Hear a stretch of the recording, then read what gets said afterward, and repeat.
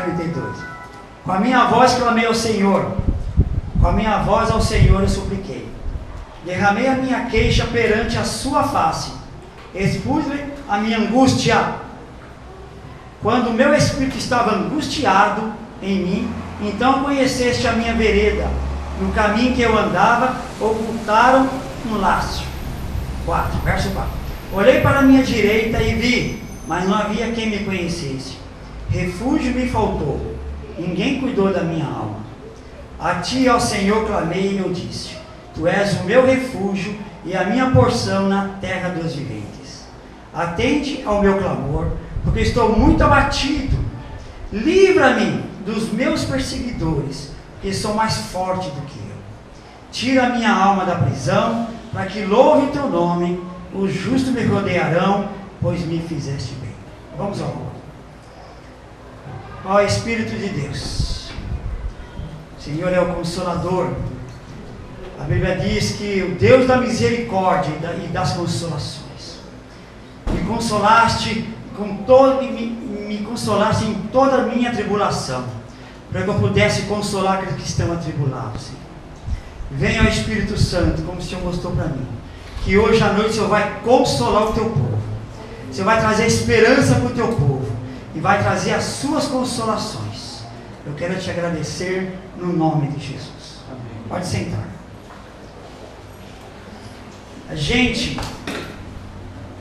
A Bíblia diz que o homem só pode dar aquilo que tem. Eu tenho recebido da minha esposa consolação de Deus em todas as minhas tribulações. Por isso que Paulo diz lá em 2 Coríntios 1, 3, 4, né?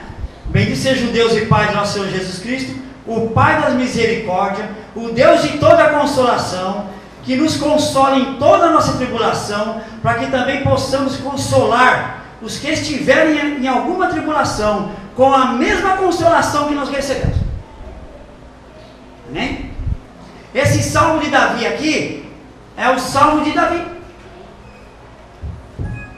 Um homem que estava lá, nesse momento lá, 1 Samuel 21, ele estava lá, fugiu para a caverna. Né? Nós vemos aqui que ele estava, no verso 3, um espírito estava angustiado. Né?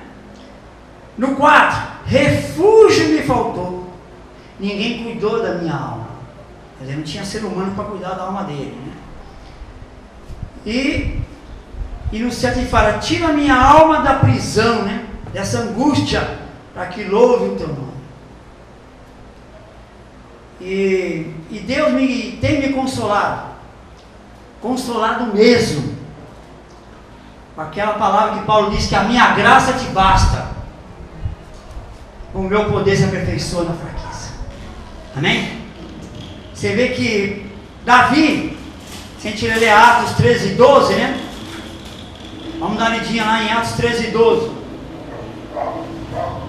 Não vai funcionar, né, Marcelo? Esse meu assistente aqui.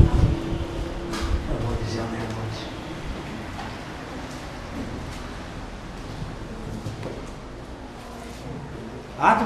Atos 13, 22. Eu vou ler. Atos 13, 22. E quando esse foi retirado, lhe levantou como rei a Davi, o qual também deu testemunho e disse: achei a Davi, filho de Jessé, varão conforme o meu coração, que executa toda a minha vontade. Que palavra, hein? Um homem segundo o coração de Deus, que executa toda a obra de Deus. Ou seja, um homem que tinha 8, né? Ele tinha 8 características nele de virtude de um homem segundo o coração de Deus. Né? Ele servia a Deus desde a sua juventude. Não precisava não, 1 Samuel 17, 34. Segundo, buscava a Deus de todo o seu coração e buscava também seus conselhos. Em tudo que ia fazer, ele dependia de Deus em tudo. 1 Samuel 38, capítulo 30, verso 8. Em tudo. Tudo. Ia vender, ia comprar, ia consultar. Tudo. Em todas as coisas. Segunda característica dele. Terceira, era um homem adorador. Né? Adorava a Deus com alegria, com prazer. Dançava, né? A mulher dele não gostou muito, né? Ele dançava, né? Adorava a Deus, né? E os salmos diz isso, né? A mulher adora a Deus, né? Glorifica a Deus em todos, né? Ele fala das queixas dele, fala das queixas, das angústias dele, mas ele adorava a Deus, né? Terceira característica, né? E até Jesus disse também, né? Que o Pai procura adoradores que o adorem em espírito e em verdade. Amém? Outra característica, quarta, reconhecia que ele era o rei de Israel, né? Mas era apenas um servo, um instrumento de Deus. Segundo Samuel 6,14, né? Então ele era humilde, não usava o título dele para pisar no próximo. Então, essa é uma outra característica dele, porque tinha um coração segundo o coração de Deus. Quinta característica, na sua vida pública e social, Davi procedia prudentemente, apesar de estar crescendo na carreira militar, né? Era lá e sempre estava levando o povo na guerra, estava sempre na frente, né? Um general, né? Mas ele sempre se procedia prudente. Uma outra característica desse homem de coração, sendo o coração de Deus, né? Era consciente de que era pecador e buscava sempre o perdão de Deus. Essa era a sexta característica dele. No Salmo 51, né? Vamos ler lá o Salmo 51, que está fácil de pegar e abrir, né? Vamos ler essa característica dele aqui. Salmo 51, né? Versos 1, 3, 4 já é o suficiente. Tem misericórdia de mim, ó Deus, segundo a tua benignidade, apaga as minhas transgressões, segundo a multidão das tuas misericórdias, né? Lava-me completamente da minha iniquidade, purifica do meu pecado, porque eu conheço as minhas transgressões e meu pecado está sempre diante de mim. Contra ti somente pequei, e fiz que os teus olhos parecem mal, para que seja justificado quando falares e puro quando julgares. Então você lê o Salmo 51 aí, é ele confessando os pecados dele aí, de ter roubado a mulher do próximo. Certo? Roubou a mulher do próximo, né? Mas em Atos, o Espírito de Deus revelou ali que ele tinha um coração segundo o coração de Deus, apesar das falhas dele, apesar das suas fraquezas, né? E na oitava, ele era um pequeno jovem, mas sempre teve um propósito, uma causa de um adulto. Quando ele foi matar o gigante, ele era um jovenzinho, talvez uns 15, 16 anos, 14 anos mais ou menos, mas era um jovem com uma causa, com coragem. Ele tinha coragem, né? Com propósito no coração, né? E Saul era um adulto sem nenhuma causa, né? Por isso que ele desistiu, né? Estava com medo, né? Então, no início da carreira de Davi, né? Você pode ver que as virtudes dele são lindas, né?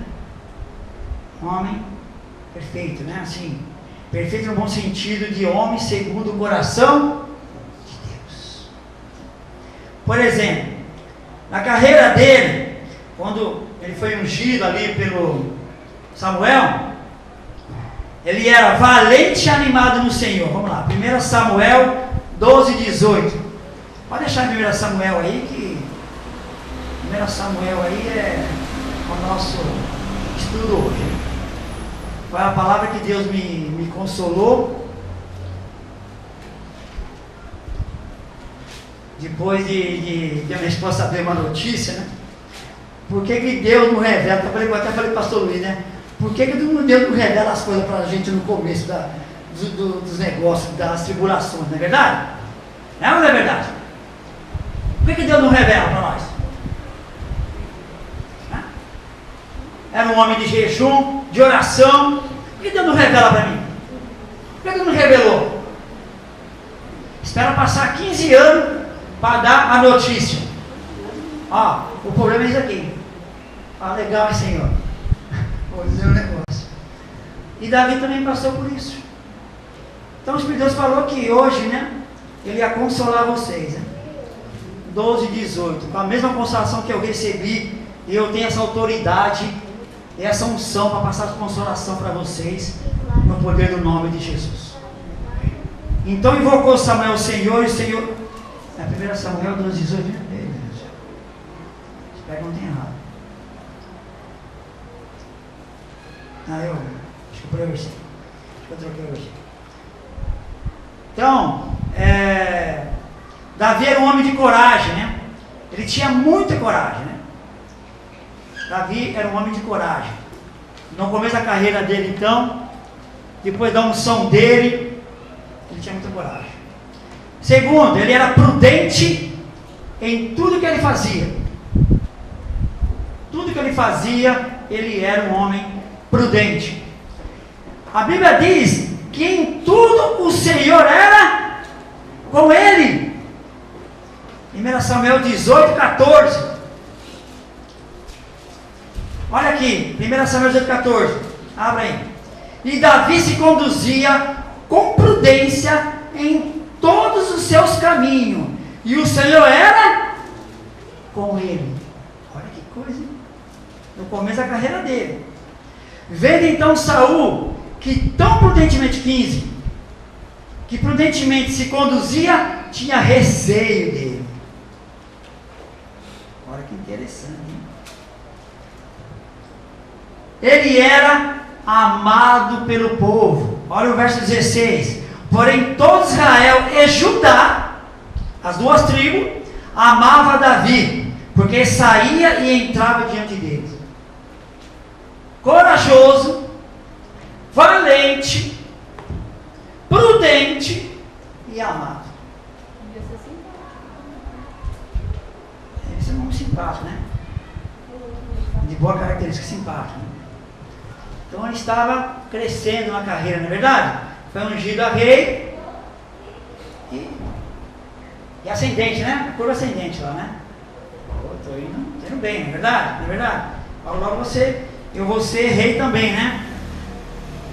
E no 18, 25 a 27, no mesmo capítulo 18 aí, 25 a 27, ele era corajoso e tinha fé, né? Então vamos lá. Então disse Saul: assim diria Davi: o rei não tem necessidade de dote, senão de 100 prepúcios de filisteu, para se tomar vingança dos inimigos do rei, porquanto Saul tentava fazer cair a Davi pela mão dos filisteus. 26. E anunciaram o seu servo essas palavras a Davi, e este negócio pareceu bem aos olhos de Davi, de que fosse genro do rei. Porque você sabe, né? Para ser rei só tinha que ser parente.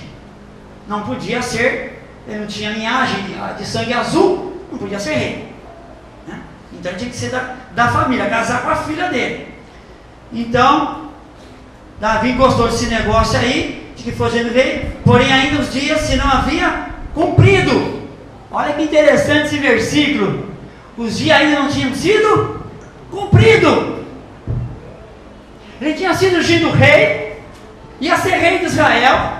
Ele viu a oportunidade, que só falou: ó, vai lá, pega os filisteus, mata 100 lá, e pega lá 100 prepúcios e traz para mim.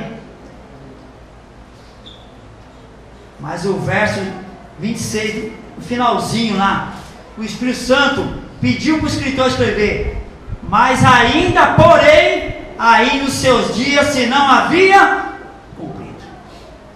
Ele falou: é agora que eu vou ser rei, eu vou ser logo gênero, o homem vai morrer, já estou engatilhado, está tendo sucesso, estou tendo sucesso.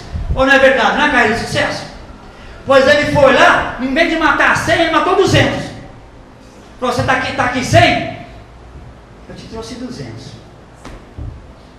200, parte inferior de um homem.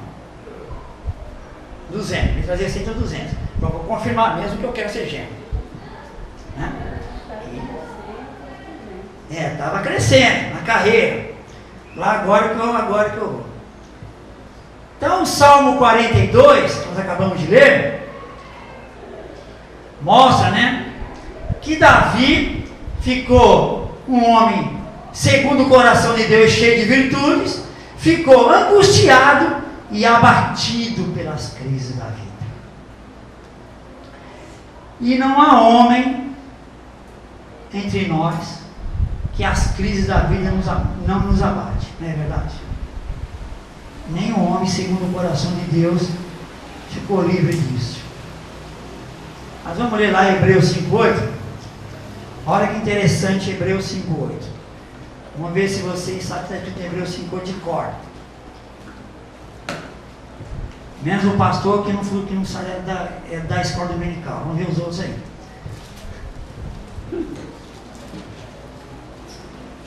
Ó.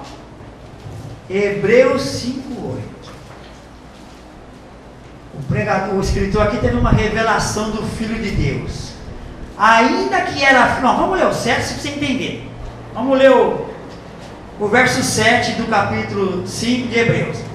O qual nos gira a sua carne, oferecendo com grande clamor e lágrimas, lá no jardim de Getsemane, orações e súplicas ao que o podia livrar da morte.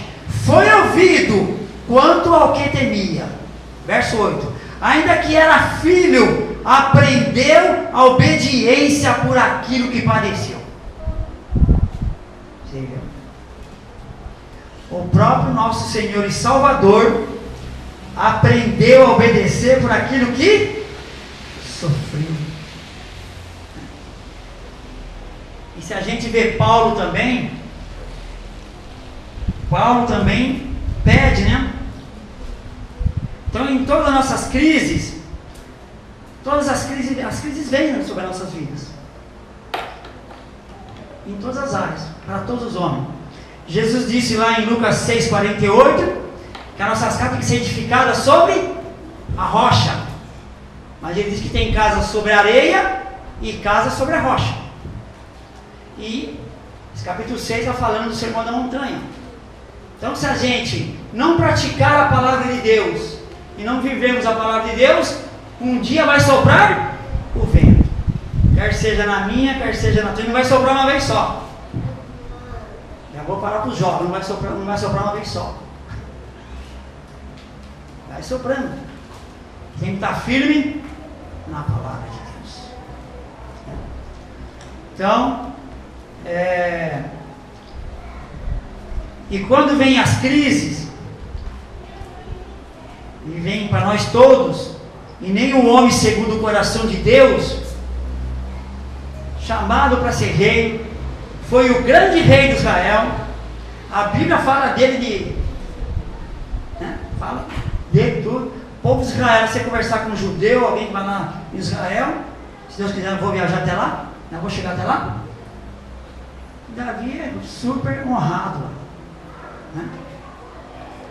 Você vê, a primeira crise que ele teve, foi enganado pelo futuro sogro. Ela começou. Porque o verso 26 diz que ainda não tinha chegado o tempo para cumprir a promessa.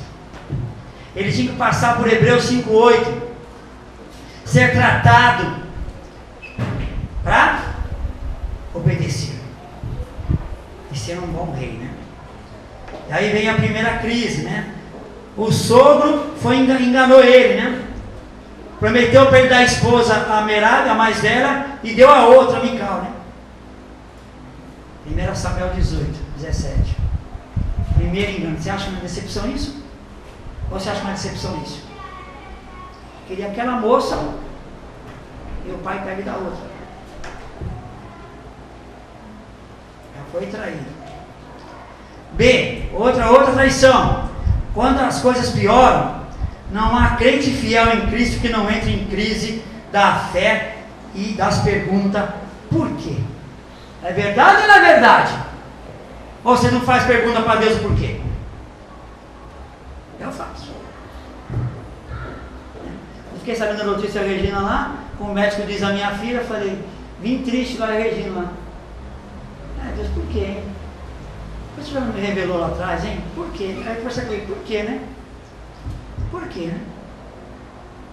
Davi também, o homem se mostrou o corajoso, o ousado, o que tinha fé, também nessa hora entrou na crise da fé. Vamos ver lá, 1 Samuel 20, eu não tirei, mas esse é tirado de Samuel, né? Eu tirei o meu, tá vendo? Ei, pessoas obedientes. 1 Samuel 20. Samuel 21. Olha que coisa interessante. Então fugiu Davi de Naiote, em Ramá, e veio e disse perante Jonatã. Jonatã era o filho de Saul. Que fiz eu? Qual é o meu crime? E qual é o meu pecado no teu pai, que procura tirar minha vida? Não é verdade? Então, o grande Davi, o homem segundo o coração de Deus, quando vem a crise em nossas vidas, irmão, às vezes entramos na crise da fé. Crise de fé. Mas sirva a Deus. Eu amo a Deus. Né? Amo a Deus, eu sou dizimista, ajudo a obra, tenho amor. Oro todo dia, busco a Deus, tenho procurado perdoar. E a gente começa a fazer os porquês da vida. E Davi também fez os porquês dele. Da vida. E o negócio começou a piorar. Ameaçado de morte, 20:31. Aí piorou, né? De 1 Samuel 20, continua 20 aí. 31. Porque todos os dias que o filho de Gesser viver sobre a terra, Saul dizendo para Jonatã, seu filho, nem tu serás firme, nem tu serás firme, nem o teu reino, porque envia e traz nesta hora, porque é digno de morte. Ele estava dizendo para Jonatã, o filho dele, ó, vamos matar Davi logo, porque o seu reino vai ser fraco. Eu vou morrer e o teu reino vai ser fraco. Ameaçar de morte. Você acha que isso é fácil? É um monte de soldado atrás deles. Um monte. Ameaçar de morte. Espero que ninguém tenha sido ameaçado de morte, né? Eu e a Regina já fomos casadinhos novo pelo bandido que foi lá em casa com uma arma. Mas Deus me livrou. Tinha uns 2 anos de casal. Então, as crises começam piorando a nossa vida. Depois disso, Davi ficou emocionalmente abalado. Vamos ver no verso 41. 20:41.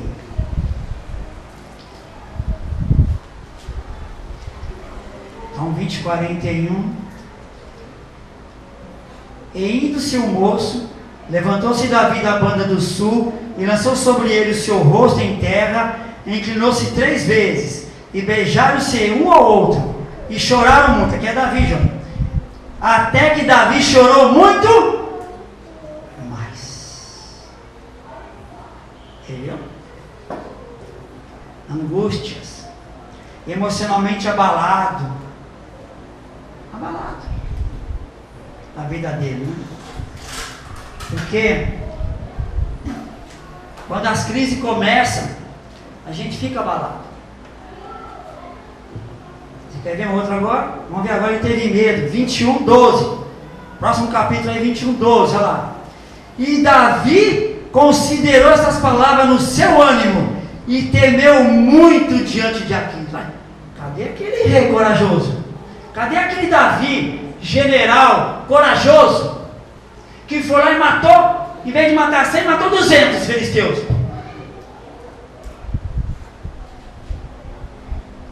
Então, quando as crises entram na nossa vida, irmãos, a gente fica abalado.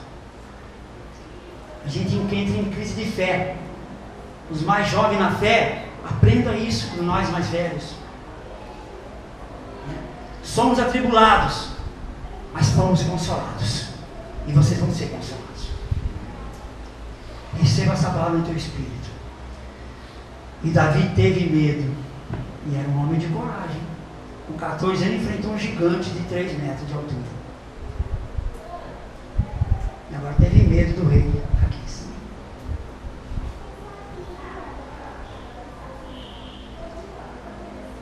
E por causa do medo, então, no capítulo 22, 1 e 2, ele se escondeu na caverna e escreveu o Salmo 142. Entendeu? Pois disso ele fugiu e foi se esconder na caverna. E escreveu o Salmo 142. Vamos piorar um pouco as coisas? Vamos piorar um pouco mais as coisas? Vamos ver esse homem segundo o coração de Deus. Capítulo 30. Verso 3. Olha o que aconteceu. Davi saiu para a guerra. 1 Samuel 33. Davi saiu para a guerra e deixou a família dele. Deixou a família dele, todos os seus guerreiros, que eram uns 600, né? Se eu não me engano aqui. Já eram 600. Deixaram as famílias, os filhos. Olha o que aconteceu. Quando vieram na guerra, e Davi e seus homens vieram à cidade, e que estavam queimados a fogo, e suas mulheres, seus filhos e suas filhas foram levados cativos. Piorou, né? Porque até agora não estava mexendo com a família. Deus estava permitindo que o diabo, o inimigo, mexia só com ele pessoalmente, né? Era ele, o sentimento dele, as emoções dele, a fé dele, a coragem dele. Mas Deus aqui permitiu mexer nas filhas dele, na esposa dele. E o negócio piorou tanto que no quarto, então Davi e o povo que se achava com eles alçaram sua voz e choraram, até que neles não houve mais força para chorar. Você viu? Onde pode chegar as nossas crises, a nossa vida? Chegou num homem segundo o coração de Deus. E depois piorou ainda, né? Que todo mundo queria matar ele, né? No 6, né? E Davi muito se angustiou, porque o povo falava de apedrejá-lo. O soldado dele, os 600 que andavam com ele. Aquele que andava com você, de repente quer te apedrejar, né? Olha que coisa. Porque o ânimo de todo o povo estava em amargura. E cada um por causa dos seus filhos e suas filhas. Todavia, porém, contudo, Davi se esforçou no Senhor seu Deus. Eu vou te contar esse segredo. É um segredo que está aqui nessa escritura. Por que ele se esforçou no Senhor? De onde ele arrancou essa força? Vamos saber logo logo de onde ele arrancou essas forças e de onde nós vamos arrancar a nossa força também. Amém? Então, Davi, além disso, né?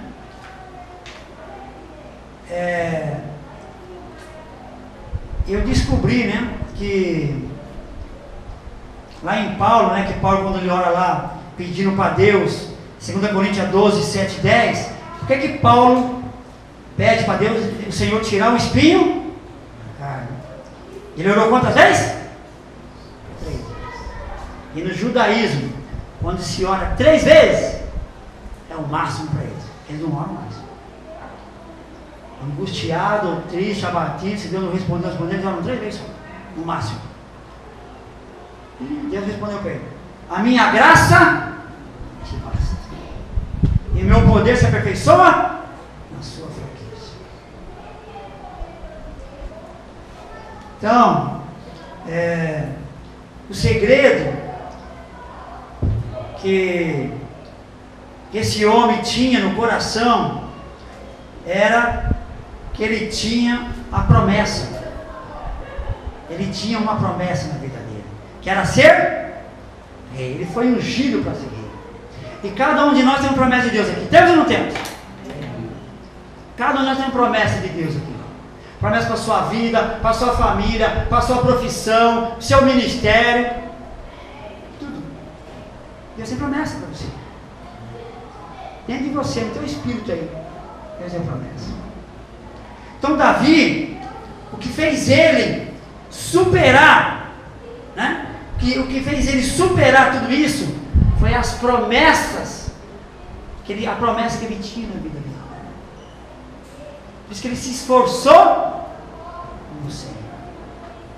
E quando a gente tem as promessas de Deus, você precisa ler a Bíblia, orar e buscar a Deus. Porque quando Deus te dá promessa para os teus filhos, para a tua família, não há diabo, não há inferno que arranca das suas mãos aquilo que Deus te prometeu.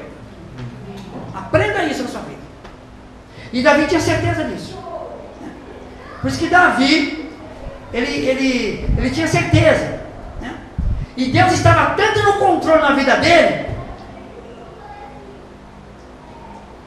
Deus tinha tanto controle na vida dele, você precisa temer um Saul. Um demônio que vai vir contra a sua vida. Em qualquer área da sua vida. Saul lá, de noite, no escuro, foi lá, pegou a lança do lado do rei, dormindo, foi lá, pegou. E lá de cima subiu na montanha e depois ele falou: você está tomando conta aí do rei? Aqui, ó, as coisas aqui na minha mão, aqui, ó. Esse que você protege o rei? É você que protege o rei aí? Lá do lado da montanha. Interessante que caiu sobre eles um profundo sono do Senhor. Você viu como Deus está no controle? Você viu que bacana isso? Só que a gente às vezes entende, é só quando acaba a tribulação. Infelizmente é assim, né? Mas por isso que Deus me mandou hoje eu pregar essa palavra para vocês, você ser consolado antes e ter a certeza que Deus está no controle, né? Amém? E é com essa certeza e confiança que o teu Deus está no controle que nós vamos levantar agora e vamos adorar a Deus com cântico. Amém? Vamos levantar a Deus, vamos levantar agora. Está de pé. Fecha os olhos. Adora a Deus. Deus tem promessa na sua vida. E para aqueles que têm promessa de Deus, o cântico diz que vence o mal contra a sua vida, não é verdade? E não morre. Não, vamos lá. Não desiste e não. E tem a fé de Abraão. O meu Deus nunca falha. A luta é muito grande, né? A luta é muito grande, né? Mas você não vai perder a fé. O meu Deus entra na guerra e peleja por você.